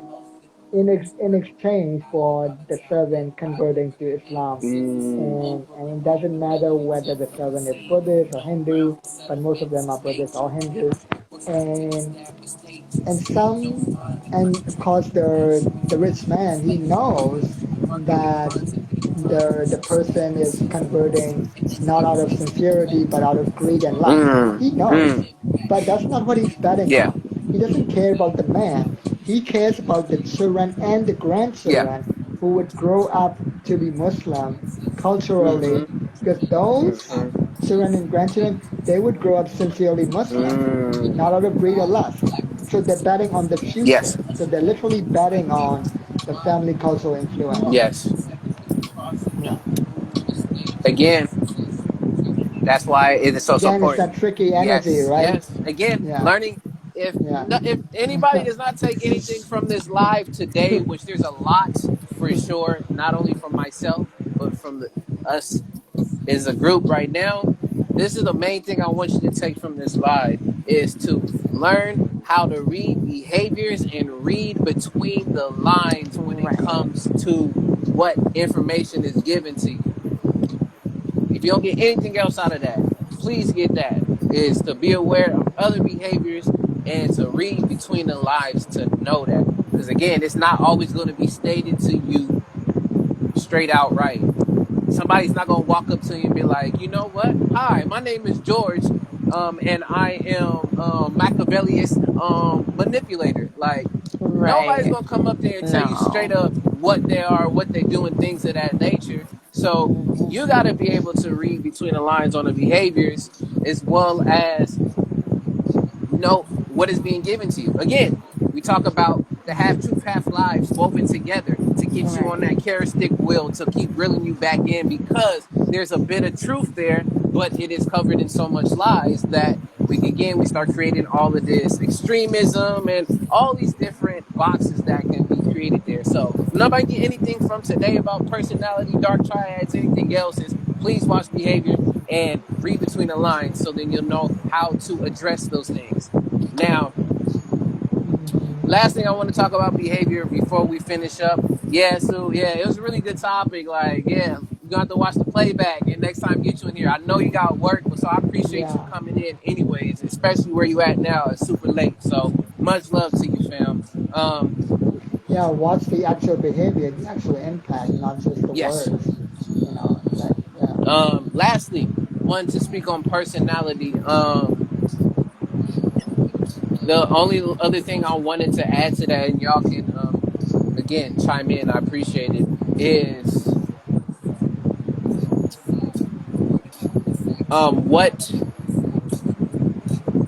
what ultimately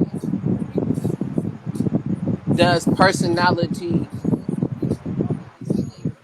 help with when it comes to just life in general? What does personality ultimately help with when it comes to living life in general? Wow.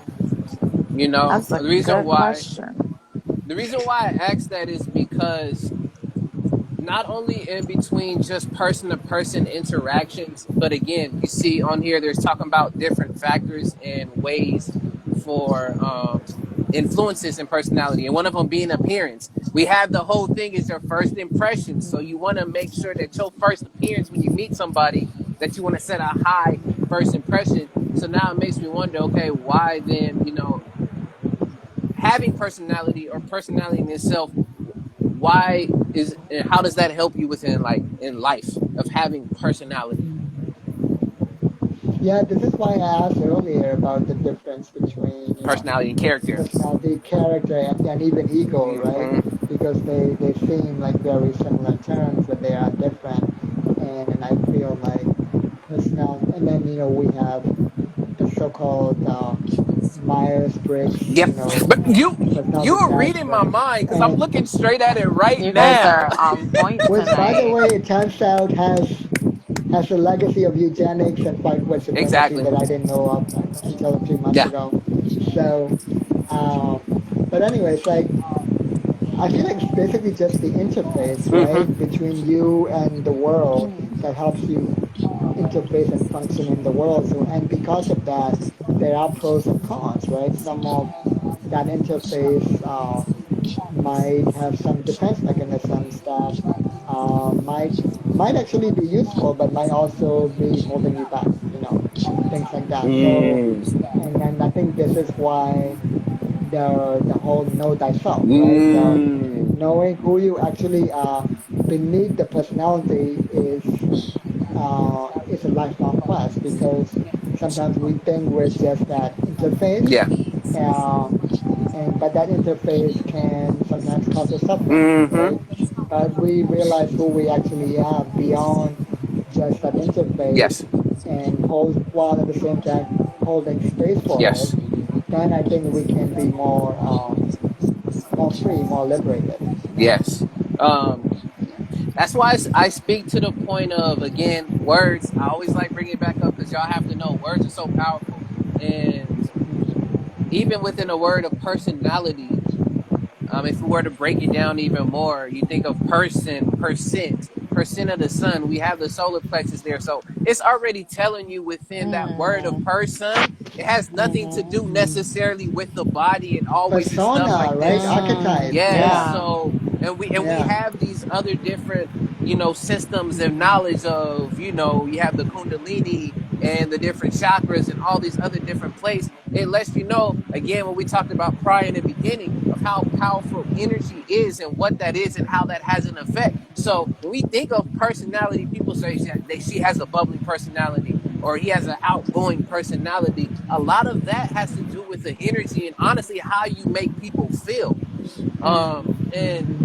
when you're able to bring that across with you, that's why versus when somebody having a quote unquote good personality versus a bad personality, folks are more likely to gravitate to the person that has the quote unquote good personality versus bad. Because again, we got our Right. vibes, we got our energy, we want to feel good. We don't always want to be like, feeling down in the dumps, negative. But sometimes you feel those different types of energy, so you attract those certain folks and people into your life. But the reason I agree with you too, Kundan, with personality, and how that ultimately has whatever effect it does when it goes on with you in life, is that um, it's one of the many driving forces to pinpoint you to success, I should say.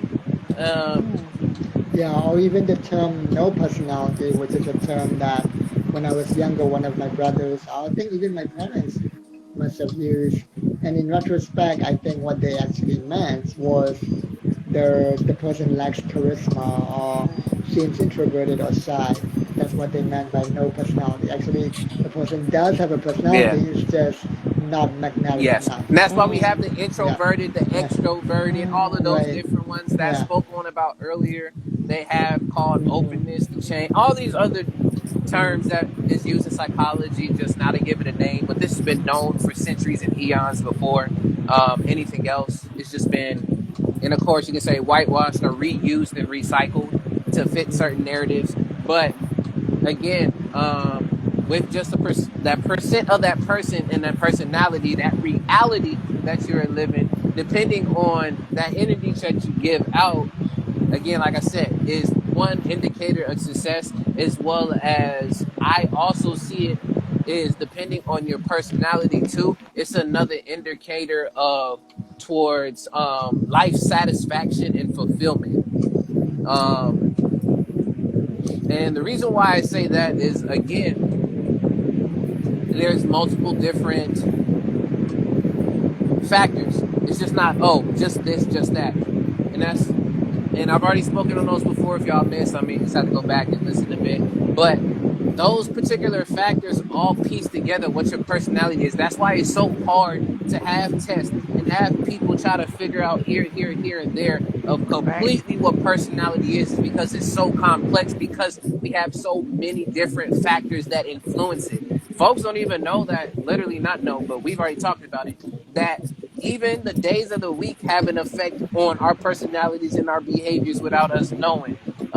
You can look up and see all of that. One of the main reasons why this I literally call what's the word Wednesdays is because on Wednesday, I'm gonna say it again, is ruled by the planet Mercury, and really Mercury is known to be the planet of communication. So that whole thing plays a role into why, I mean, at least for this what's the word Wednesdays is also a thing, and I just caught up with it because we're communicating. But again, with personality, I see that with all those different factors, it also adds independent, again, where you fall on personality, that it has an influence on your overall life satisfaction. And yes, things in your personality can change, and there are some things that are quote unquote fixed. But ultimately, yes, it's still up to you to not only figure those things out, but to do that self work to know what works and what doesn't. Identify if you have parts of these dark triads or even the opposite and things of that nature. It's just coming to be comfortable within yourself also to help with that overall life, satisfaction, either if it's high or if it's low. Agreed. I don't know if you have anything else. Y'all have anything else before? Yeah, I just thought about something. Going back to what I said earlier about having an animist view of life, and I just wonder if somebody's personality had its own consciousness, right? Um, in addition to the person's individual consciousness, right? It's almost like separate from that person. Then that consciousness, if the person's not too careful, can be running that person, almost like the person's a blind robot, right? Where the personality is running the person. And the reason why I brought that up is because, you know, a lot of these, you mentioned culture Yeah. earlier, right? Like a lot of these things that shape a person's personality, they're made up of stories, right? Yes. And ritual and ceremony and all Joe that, but really Bruce. stories are big, right? Yes. Hey Joe. So and stories are spells, and spells weave their own consciousness as well. And in fact, in magic systems, there are three kinds of collective energy beings. When energies combine and become a collective, they sometimes accidentally form its own conscious energy known as an aggregate. Yes. And then there are also energies, temporary energy beings that you can create and command as an individual known as servitors, right? Okay. And they're meant for specific purposes. And then there's another form of energy being that you can create that are also sort of accidentally created, but on the individual level rather than collective.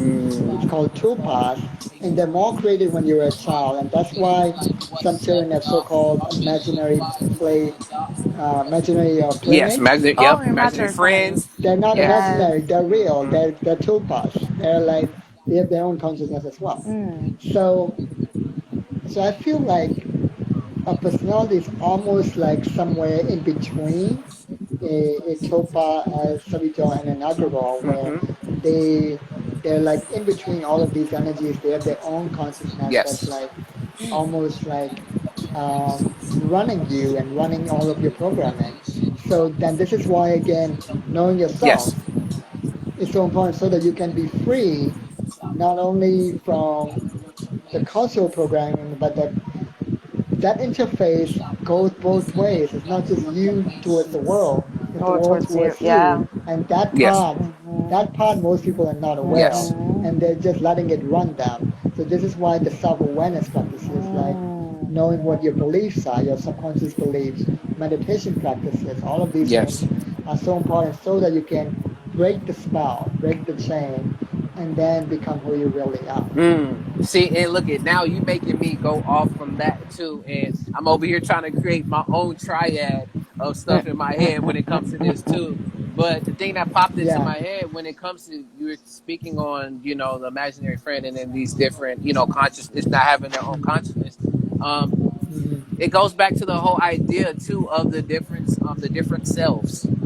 And I'm not talking about the ego, the super ego, and the id, and those things. In some ways, yes, but more so of how you perceive yourself, how others perceive yourself, and then your actual self in those particular cases. So Oh, the what sun, I've moon, and seen, rising. but I mean, you in astrology, Yeah. astrology type stuff, yes. But what I was thinking that popped off the top of my head, and it could already be something said already. But I was thinking of the aspects of you have your natural self, you have your unnatural self, and then you have your universal self. So I don't know where that all combines like in word together, Oh but yeah, that Yep. totally. but Yep. that Yeah. that's what just came to the top of my head of like what you are, who you are as a person naturally. What are things that some is unnatural to yourself because it is either been shaped it by culture, by society, by wherever else is, and then your universal self are basically more so in that spiritual sense of either, again, like Kundi was talking about, whether you born on a certain day, have a certain frequency and age, of animal things of that nature. Right. So I don't know. That's what just an idea like Yeah, in that popped fact, into my head. taking that to a whole other level, there are people, with this disorder known as multiple personality Yes, I disorder, was gonna. right? We are on the And same page. I right. was You gonna guys get have on been on this. So what's fire tonight. fascinating about those people is that when the different personality takes Yes. over, even the physiology, the physical body changes. So so one personality might with the same body, but when they're overtaken by a different personality, they might be allergic to Yep. bees, but the other personality is not allergic to bees. So if that person is stung by a bee when you know a certain personality takes over, they might die. But if the other personality has taken over, they don't Yeah. die, which is a weird thing. It's Split, It's y'all. like, If y'all whoa, never seen that Oh, movie that Split, movie yeah, is great. yeah. yeah, because I the reason why I was going to speak on that too is because I'm already giving so much psychology. I didn't want to go too more deeper into doing that, but yes, there's dissociative personality disorder. Where basically in that particular case with the multiple personality, there's borderline personality disorder. Like we can go to Like that Fight whole Club, thing. right? Yes, Fight Club as well too. That's a popular example. So, Yeah, like, you'll see these folks. You yeah. can YouTube this stuff, and you can see these Hmm. folks. You look it up and see different interview shows where, at a moment's notice, they'll switch to a different persona, a different person. That's why I say percentage of the sun in that solar plexus. So those different souls that are there in the person, and I've noticed not only did you said the physical, but also just like the way of behavior, demeanor, and voice, which is interesting, especially when I see certain dudes who have multiple personality disorder, and what happens when they will say conjure. See, all these wording is so important. When they bring about another personality or another spirit that's there in them, they'll go from having this real deep voice then to out of nowhere having such a high pitched voice, and it's just like, yo, like you think they just playing and making this stuff up, but honestly, you look into and learn more stuff They're about not. that. Again, we have the genetics, that biological whole setup and things and there of that nature, because we still have so much to learn about the brain, about the human body, and things we have yet to fully explore. So there's so much to still figure things out there. But Yeah, so the reason why I brought that up is because my belief is that everybody has a much milder version of multiple personality disorder or dissociative personality disorder, that we're all a little bit divided inside. I'm Calvin, but then I'm also A.D.V.I.S.S, and then I'm also all Yeah, You're also exactly. honestly, all the CJ. different Yeah, archetypes. Like, yeah. but this be quiet with the CJ. But all the The alter different egos, archetypes yeah. is that I'm a son at one moment, then I'm a leader in another moment. I'm a friend. I'm a significant other. I'm a coach. There's all those different. I would agree to your point, yes, to a certain extent. Like that's why you have the whole idea of also alter egos. And look Right. at Exactly. we can go so much deeper to all of this We stuff, getting deep but again. yeah, again, but if you two have any last closing words, so I can close out the show for tonight, please do speak if you have anything to leave us with. Tonight was really informative. Mm, Like you guys have been on sync, like on sync, in sync, like piggybacking. Like the energy was like hot tonight. So yes, learned a lot tonight. That's what I have to appreciate say. that. Appreciate it. Glad to be in here. Look, Yeah. I think it just happens again.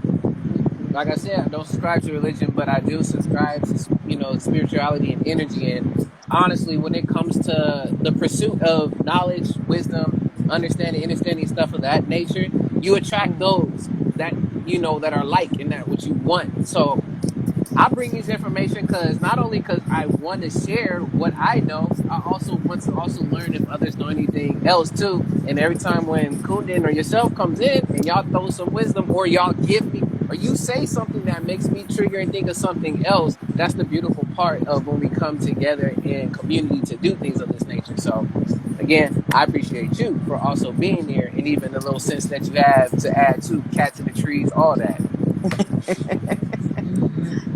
Kundan, you have anything? Yeah, and all of this just makes me think about this paradox of collectively as humans, right? Of even though we know a lot about, it's really also how little we actually know, like the fact that this visible universe that we see, Yes. right, is actually only 5% of the actual universe, Mm. right? That the other 95% is invisible, so-called, it's a combination of the so-called dark matter and dark energy. So the dark Mm. energy is like 73%, and the dark matter is like 22% or something like that. But even that, like a friend of mine recently pointed out, they're calling it dark matter and dark energy, but the truth is that's what they're able to detect. They're able to detect the results of the thing. So there Mm. is something else even besides dark matter and dark energy that they don't even know about. So it goes back to my chat that I posted on Monday night about Yeah, I how seen that there is pie what you chart. That know, pie chart. what you know you don't know, and then what you don't know you don't know, which is the big, which is like 95%. And this, I think, is the same thing with even our own Yes. minds and our own bodies and our personalities. There is actually so much that we don't know, even though we think we know so much. So it's Mhm. just a reminder in general to, I guess, stay humble for all of us. Beautiful. Yeah. Well, right, y'all. Appreciate you too for adding that. So to wrap up for the show, again, when it comes to current events, please take the time to inform yourself on what's happening around you, what's happening to the folks you know and love, because ultimately awareness will be key to helping you figure out your plan against this physical, mental, spiritual war that you want to call this world. Second, when it comes to the Dark Triad, which again, we have Machiavellism, we have narcissism, and we have psychopathy, the main thing to take away from that is to be able to be aware of what these personality traits are and how to combat, if not only be on the offense, but defense against these different traits and those behaviors that you see. Read between the lines. And lastly, when it comes to what influences or determines your personality, just know that it is a whole set of different factors that has an influence on your personality, whether from age, um, intelligence, whether if it's the appearance you look, biology, culture. Just know that all these different ties together of what we think we know is our personality. Ultimately, we still may not even know that we don't know these things. Shout out to Kundan. But other than that, y'all, appreciate everyone for being here. I appreciate Kundan again for sharing, as well as Chris being in here. Peace I've and been your love. brother A.D.V.I.S. This has been another episode of What's the Word Wednesday, season 2, episode 22. Don't forget on Instagram to watch, as well as on YouTube. Like, comment, share, subscribe, and follow your boy. We're reaching to 1,000 subscribers by the end of the year. Please do your part and add to the collection plate. I'm playing. It's not church, but appreciate y'all. We'll catch y'all again for next Wednesday. You'll find out what those topics are. But again, I've been your brother Avis. It's been Kundan. It's been Chris. And we'll see y'all next time. Peace and one love. We're out.